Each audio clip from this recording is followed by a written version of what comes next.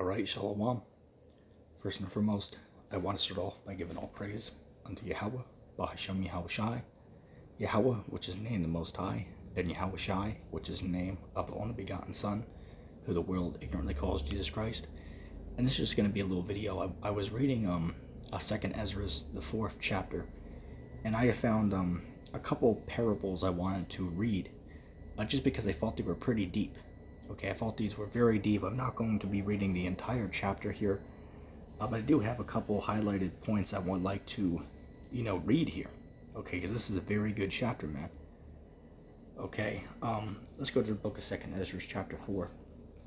And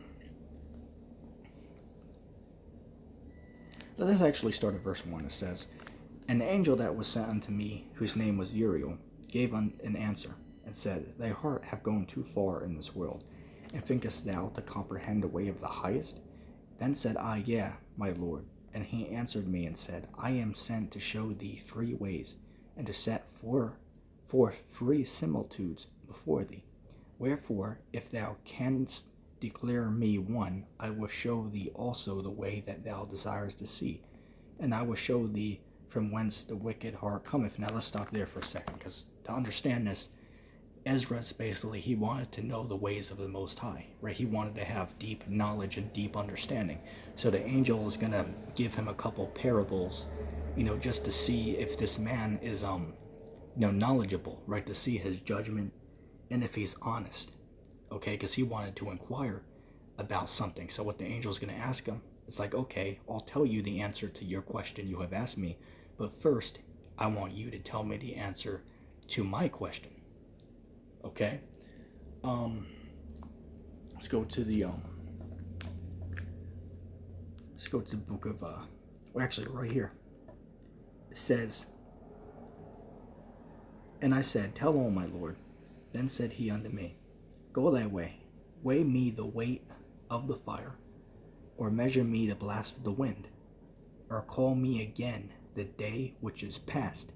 Then answered I and said, What man is able to do that, thou mayest ask such of me?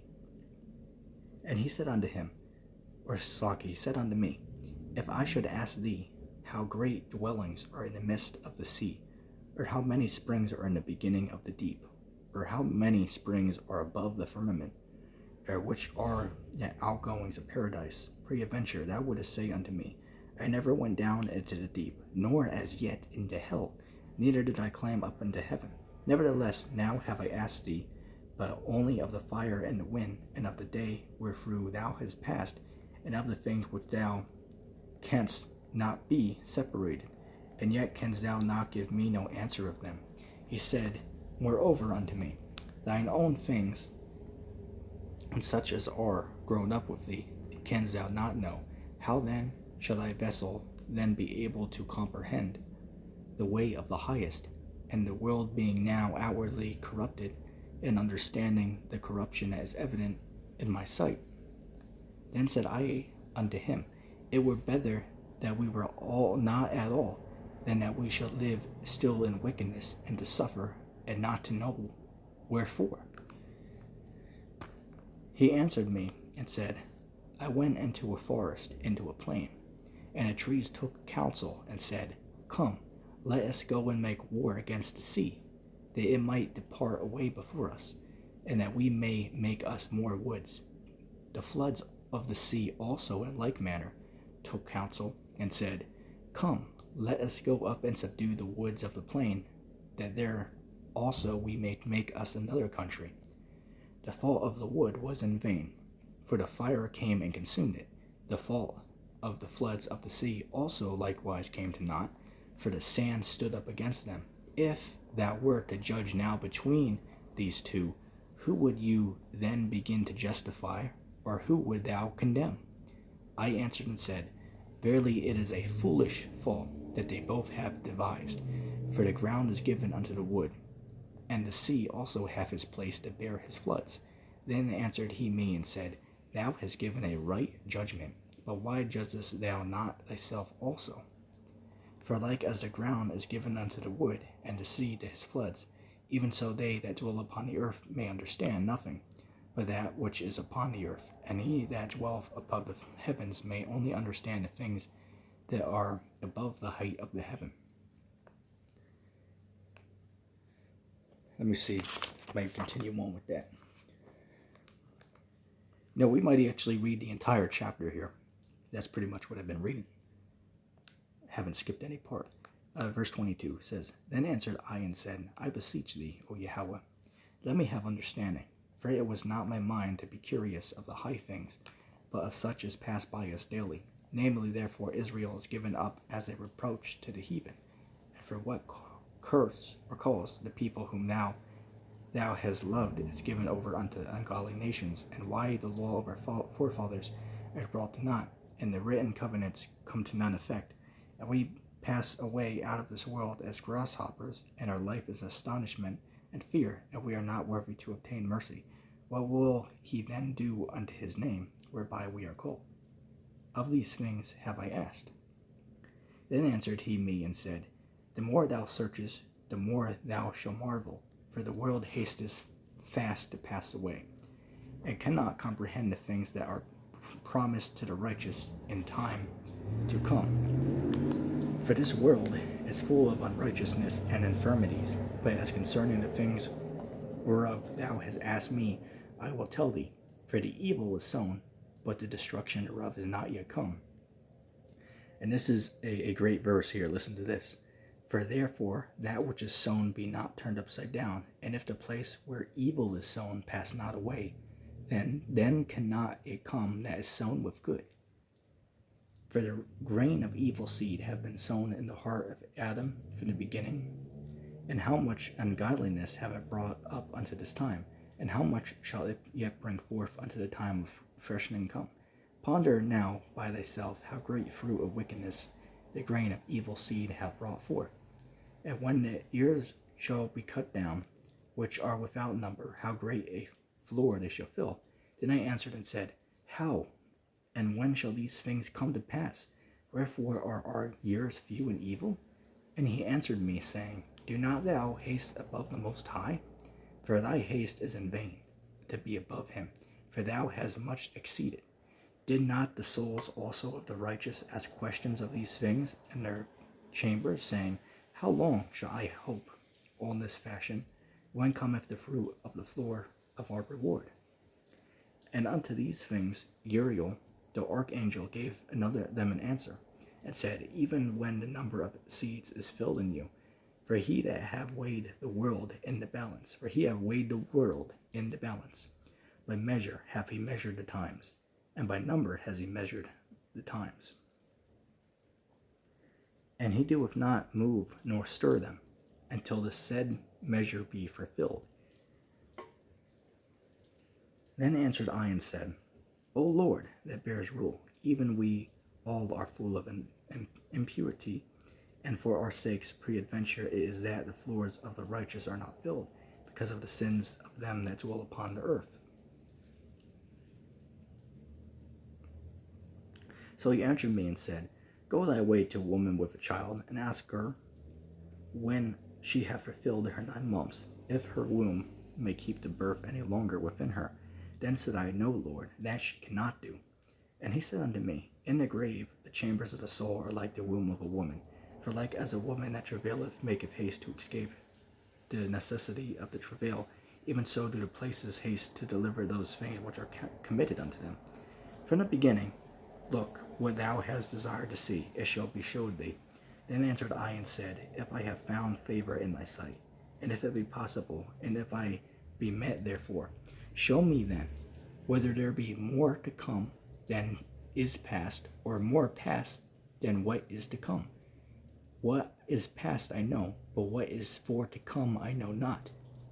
And he said unto me, Stand up upon the right side, and I shall expound the similitude unto thee. So I stood up and saw, and behold, an hot burning oven passed before me. And it happened that when the flames was gone by, I looked, and behold, the smoke remained still. After this there passed by before me a watery cloud, and sent down much rain with a storm. And when the stormy rain was past, the drops remained still. Then said he unto me, Consider with thyself, as the rain is more than the drops, and as the fire is greater than the smoke. But the drops and the smoke remain behind, so the quantity which is past did more exceed. Then I prayed and said, May I live, thinkst thou, until that time? Or what shall happen in those days? He answered me and said, As for the tokens whereof thou hast asked me, I may tell thee of them in part. But as touching thy life, I am not sent to show thee, for I do not know it. And that is the end of chapter 4. So basically, I just wanted to, read that chapter, man, because I thought that was a very deep chapter. Right, there was a lot of, good points that were brought up, such as, let me even expound on a couple of those verses real quick. Let me just pull it up. In fact, that might be one of my favorite chapters, man. Okay, because it reveals that, and remember, this was written 2,400 years ago, 2,500 years ago, roughly. Okay, 400 years before the coming of Christ. Okay, so back then, the angel told him that there was more past than what should become. All right, so we're 2,000 and some years later, man. Okay, that shows you we have to be at the end of this thing. Okay, another good verse in here is verse 37. It says, By measure has he measured the times, and by number have he measured the times.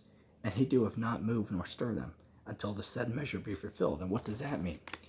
That the Lord has set a date for every empire to rise and to have its rulership and dominion over the earth. Okay, but when that time is met, then, the Lord's going to step in and take the empire down. Okay, say for an example, the Lord despises everything that's going on right now. So people will be like, well, if God was real, why wouldn't he just, kill these people now for what they're doing? And the answer is because the Lord gave them their time to have, fun and do what they do. But in the end, they're going to be judged for it. Same with America. America's going around committing all types of war crimes and killing, so-called innocent people and all these wickedness. But the Lord allowed them to do that. Why? Because he gave them their time to rule. Same thing with the Roman Empire, the Byzantine Empire, the British Empire. All these great empires in history, they all had their time and their dominion to rule. But then when that time was up, it got stripped from them. Right? So that's that's a deep thing, man. Okay, oh, and also, real quick, this cuts the time travel teaching as well, man, because you got guys out there, talking about, which is really a side topic, really not in this truth, but guys are out there talking about time travel. But we see in this text that it's not possible, right? Because the angel asked, Esdras, he asked him to tell him a couple things, and he said that we can't do it. Let me just read it real quick. 2Esdras chapter 4 and verse 5, it says, And I said, Tell, O my Lord. Then said he unto me, Go thy way, weigh me the weight of the fire, or measure me the blast of the wind, or call me again the day which is past. Then answered I and said, What man is able to do that thou shouldest ask such things of me? Right, so the angel told, Uriel told Ezra to call again a day which is past, which is what? That's time travel. And he said what? That no man is able to do this thing. Right, so that cuts that doctrine right there. Just to throw that out there. And then the parable of the land, trees wanting to overcome the sea, and the sea wanting to overcome the land. Let's even read that real quick, okay? Because that's a deep parable right there. Okay, he asked him that to test his intelligence, to test his knowledge and his judgment, to see which one of them would he say is right and what one is wrong, right? And he judged the right judgment, that they both were in the wrong. Let's even read that. 2Esdras chapter 4, in verse 13, it says, He answered me and said, I went into the forest into a plain, and the trees took counsel, and said, Come, let us go and make war against the sea, that it might depart away before us, that we may make us more woods. And the floods of the sea also in like manner took counsel, and said, Come, let us go up and subdue the woods of the plain, that there also we may make us another country. The fall of the wood was in vain, for the fire came and it consumed it. The fall of the floods of the sea came likewise to naught, for the sand stood up against them and stopped them. If that were judged now between these two, who would you then begin to justify, or who would thou condemn? I answered and said, Verily it is a foolish fault that they both have devised. For the ground is given unto the wood, and the sea also have his place to bear his floods. Then answered he me and said, Thou hast given a righteous judgment, but thou judgest not thyself also? Right, so the point of the matter is, he gave a right judgment between that parable, right? So the angel Uriel asked him that to test his knowledge, right? To test his judgment when it comes to matters such as that. And he devised what? That they both were in the wrong, which of course that's not a real story. It's just a parable, right? And it's funny because you got guys out there saying the Apocrypha is not part of the scriptures, man. It's ridiculous, to even, make such a statement as that. Because if you go to, what is that? 2Esdras, the first chapter, and the verse 30, it's the same thing that is spoken about in Matthew, the 23rd chapter, right? I believe it's the 37th verse. You can read it yourself. But it's the same thing. And it might actually be, let me just pull that up real quick.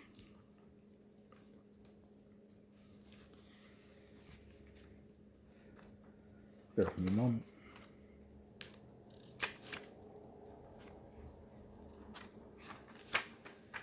Oh, and it was 2Esdras, the first chapter. So Salakia, 2Esdras chapter 1 and verse 30, and that connects with Matthew chapter 23 and verse 37. If anybody wanted to read that on their own. But anyway, that's going to be the end of the video there. I hope that was edifying. And as I said, I recommend everyone read that chapter yourself. It's a very deep chapter. If anybody made it this far into the video, put hashtag Esdras in the comment section. Alright, so hashtag Esdras in the comment section down below. And I'm going to end off by giving all praise to Yahweh and to his son Yahweh Shai for this truth. And I'm going to say shalom.